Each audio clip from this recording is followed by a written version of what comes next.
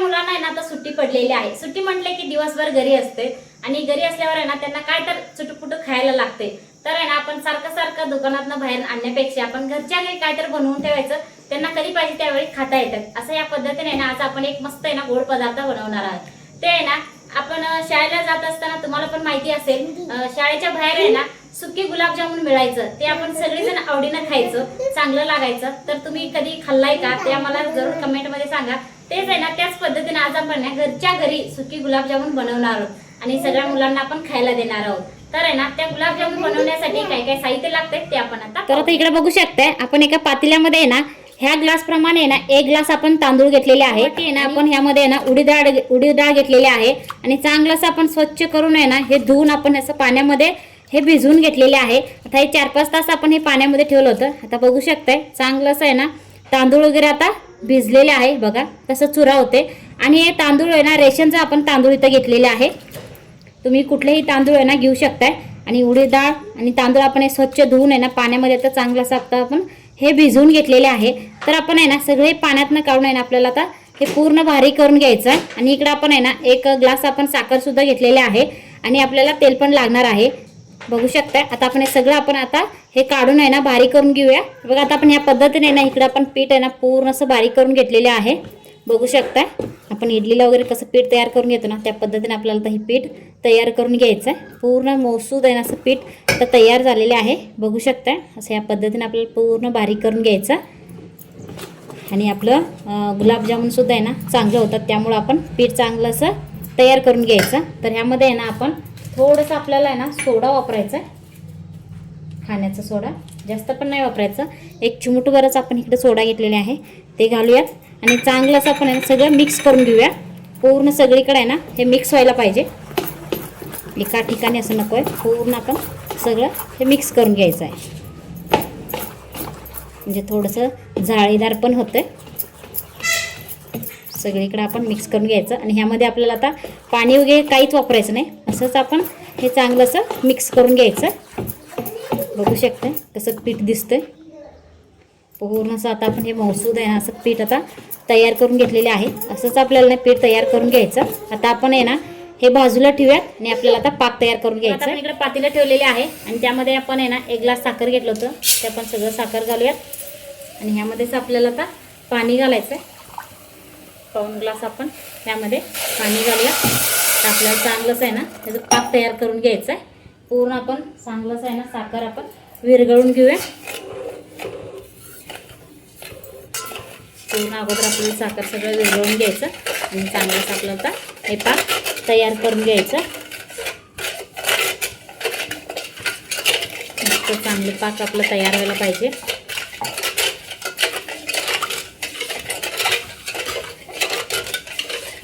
तर 1-5 मिनिटं आपण अगोदर साखर विरघळून घेऊया, विरघळल्यानंतर परत बघूया। बघू शकताय पूर्ण आता साखर विरघळलेली आहे, आता चांगलं असं उकळत आहे।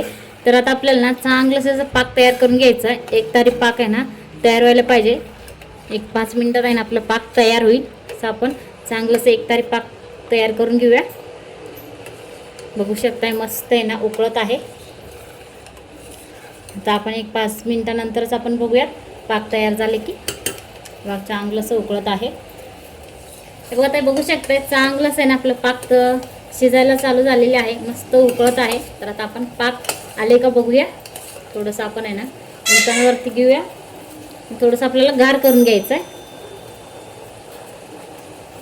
थोडंफार आहे ना पोटाला चिटकते, असंच बघू शकताय। असंच आपल्याला ना एकतारी पाक आपल्याला आता तयार करून घ्यायचं आहे। बघा आता पाक तर आपलं आता तयार झालेले आहे। तर आता आपण हे बाजूला काढून घेऊया।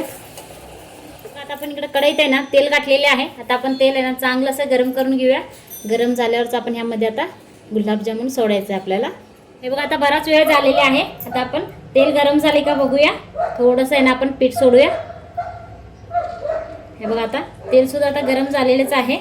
तर आता आपण आहे ना ह्यामध्ये काही जण आहे ना कलर पण वापरतात, तर आपण कलर वगैरे वापरले नाही, तुम्हाला पाहिजे असेल तर तुम्ही यामध्ये कलर सुद्धा वापरू शकता। तर आता आपण छोटा छोटा आपल्याला गोळा सोडायचा, जास्त मोठं पण नाही सोडायचं, बारका बारकाच सोडायचा।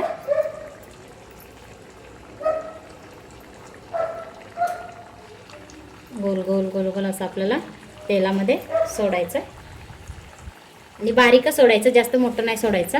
ते तळून आहे ना मोठं होतं, त्यामुळे आपल्याला छोटंसं आपण गोळा सोडूया.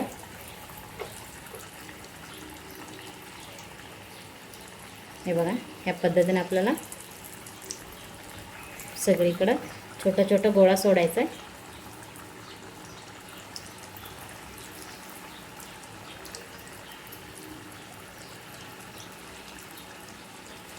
सगळीकडे सोडायचं. बघू शकताय तळून आहे ना वरती चांगलंच आहे ना वरती येते फुलून. बारीक धरून आहे ना सगळीकडे आपल्याला तेलामध्ये किती बसते ना तेवढं सोडायचं आणि चांगलंच आपल्याला तळून घ्यायचं.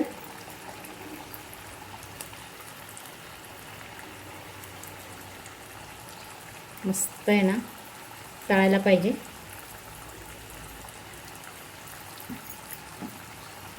आणि एकेकांना काय होते कलर घातल्यावर एक मुलांना म्हणजे चांगलं लागतं खायला, दिसायला चांगलं लागते, पण एकेकांना त्रास होते कलर वगैरे वापरल्यामुळे. त्यामुळे ना तुमच्या आवडीनुसार तुम्हाला आवडत असेल तर तुम्ही कलर पण घालू शकता. तर आपण कलर वगैरे काही वापरलं नाही, काही नाही. मग आता आपण चांगलंसं तळून घेऊया.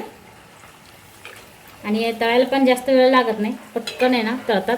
बघू शकता आता तळून आहे ना असं वरती आलेले आहे बघा. छोटा चांगला दिसतोय.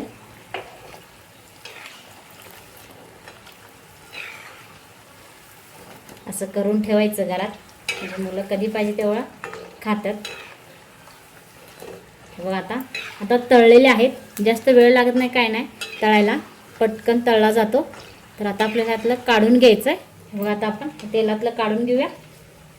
आणि इकडे आपण आहे ना दुसऱ्या भांडीमध्ये आपण पाक तयार करून घेतलं होतं, त्यामध्येच आपल्याला डायरेक्ट घालायचं आहे, म्हणजे आतपर्यंत आहे ना चांगलंसं पाक पण मुरेल. सगळं आपण काढून आहे ना असं पाकामध्येच घालायचं. बघू शकते मस्त असं गोलाकार सुद्धा तयार झालेले आहे. आपण ह्याच्यावरती थोडंसं असं पाकामध्ये बुडवायचं आहे, म्हणजे लवकर आहे ना पाक चांगलं असं ह्यामध्ये मुरला जाईल. तर आपण दुसरं आहे ना इकडं कढईमध्ये सोडूयात. बारकं सोडायचं, जास्त मोठं नाही सोडायचं.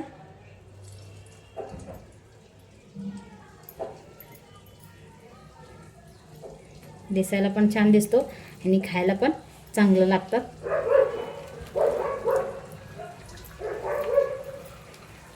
आणि तुम्हाला मोठं पाहिजे असेल तर तुम्ही थोडंसं गोड आहे ना मोठं पण सोडू शकता, असं काय नाही, छोटं सोडूया.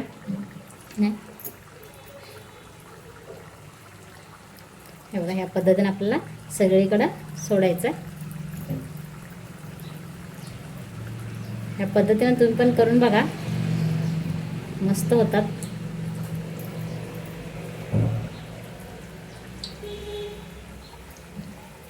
सगळीकडे असं आपण सोडूयात.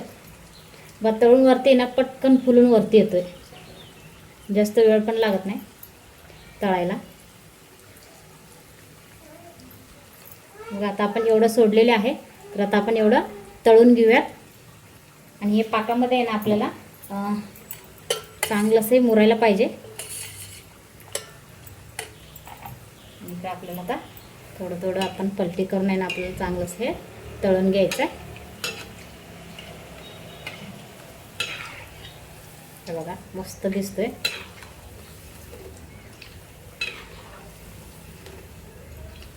तर आपल्याला चांगलं असं तळून घ्यायचं.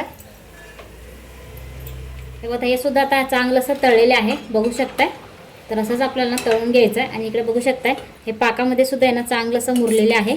तर आता आपल्याला पाकामधलं आहे ना सगळं आपल्याला आता बाजूला काढून घ्यायचं आहे. ताटामध्ये आपण काढून घेऊयात. सगळं आपण पाकामधलं आहे ना चांगलं सगळं काढून घ्यायचं आहे. मस्त आता पाकामध्ये तर हे मुरलेले आहे. पाकामध्ये मुरल्यावर आहे ना किती छान दिसते.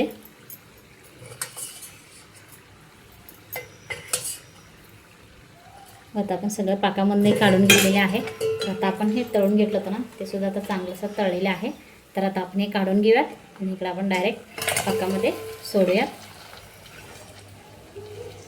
आतपर्यंत त्यांना चांगलंसं मुरला जातं पाक. सगळं आपण ह्यामध्ये घालूया पाकामध्ये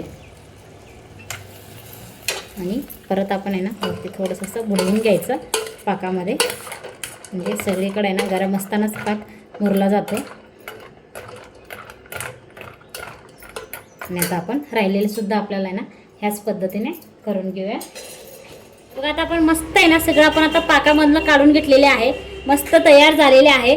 तर आता आपल्याला ह्यावरती आपण इकडं साखर आहे ना थोडंसं बारीक करून घेतलेले आहे ते घालायचं आहे. तुम्ही पिठी साखर पण घालू शकताय. सगळीकडे असं घालायचं, म्हणजे सगळीकडे आहे ना साखर लागला पाहिजे असं या पद्धतीने आपल्याला हे लावायचं घालायचं. बघा आता आपण सगळं ह्यामध्ये साखर घातलेली आहे. तर आपण आहे ना पूर्ण आपल्याला सगळे मिक्स करून घ्यायचं. मस्त लागतो खायला, तर आहे ना एक नंबरच लागते. असं आपण आहे ना घरात लहान मुलांना वगैरे करून ठेवलं ना म्हणजे आवडीनं खातील, सांगायला पण लागत नाही मुलांना. मस्त कधी पाहिजे त्यावेळी खातात. बघू शकताय दिसायला छान दिसतो आणि करायला काय जास्त वेळ लागत नाही, काय नाही. आणि साहित्य पण लय नाही, आपल्या घरच्या साहित्यात आहे ना हे झटपट होणारी रेसिपी आहे. बघू शकता पूर्ण असं आहे ना पूर्ण असं मुरलेले आहे. हे बघा आजपर्यंत सुद्धा आहे ना चांगलंसं पाकामध्ये सुद्धा मुरलेले आहे आणि खुसखुशीत पण झालेले आहे. तर तुम्ही पण ह्या पद्धतीने एकदा करून बघा, नक्कीच आवडेल. तर आता बघू शकताय मस्त आहे ना सुकी गुलाबजामुन तयार झालेले आहे. दिसायला एवढं छान दिसतंय. तुम्हाला पण शाळेची आठवण आली का ते सुद्धा आम्हाला कमेंटमध्ये सांगा. आणि ह्या पद्धतीने ना तुम्ही पण एकदा करून बघा, तुम्हाला पण नक्कीच आवडेल. तर आजचा तुम्हाला रेसिपी कसा वाटला ते जरूर आम्हाला कमेंटमध्ये सांगा. व्हिडिओला लाईक करा, शेअर करा. अजूनही आमच्या चॅनलला सबस्क्राईब केलं नसेल तर सबस्क्राईब करा आणि बेल आयकॉन प्रेस करा. धन्यवाद.